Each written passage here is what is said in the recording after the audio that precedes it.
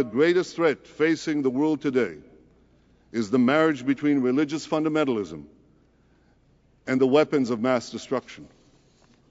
The most urgent challenge facing this body today is to prevent the tyrants of Tehran from acquiring nuclear weapons.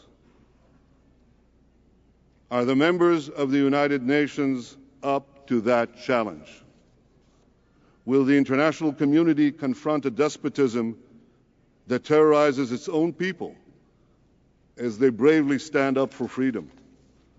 Will it take action against the dictators who stole an election in broad daylight and then gunned down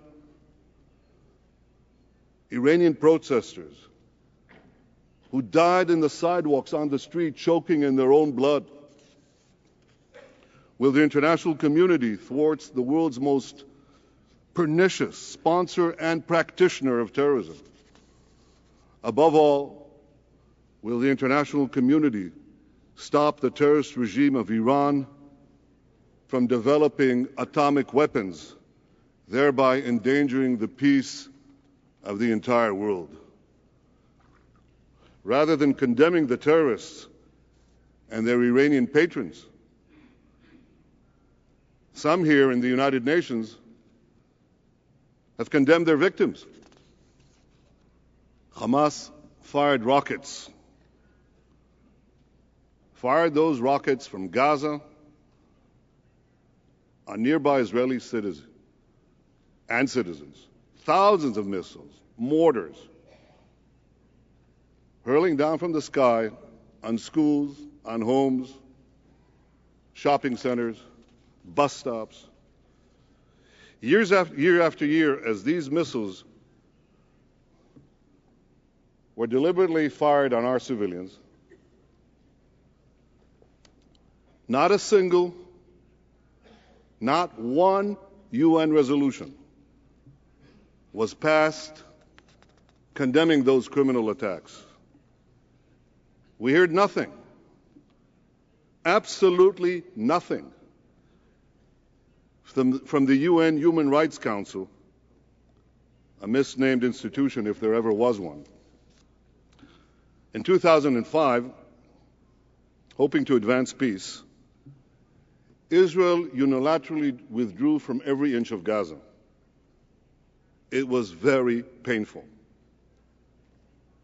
We dismantled 21 settlements, really bedroom communities, and farms. We uprooted over 8,000 Israelis. We just yanked them out from their homes.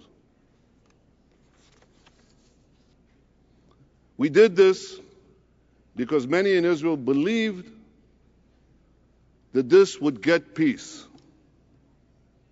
Well, we didn't get peace. Instead, we got an Iranian-backed terror base 50 miles from Tel Aviv. But life in the Israeli towns and cities immediately next to Gaza became nothing less than a nightmare. You see, the Hamas rocket launchers and the rocket attacks not only continued after we left, they actually increased dramatically. They increased tenfold. And again, the UN was silent. Absolutely silent. Well, finally, after 8 years of this unremitting assault, Israel was forced to respond. But how should we have responded? Well, there's only one example in history of thousands of rockets being fired on a country's civilian population. This happened when the Nazis rocketed British cities during World War II. During that war, the Allies leveled German cities, causing hundreds of thousands of casualties.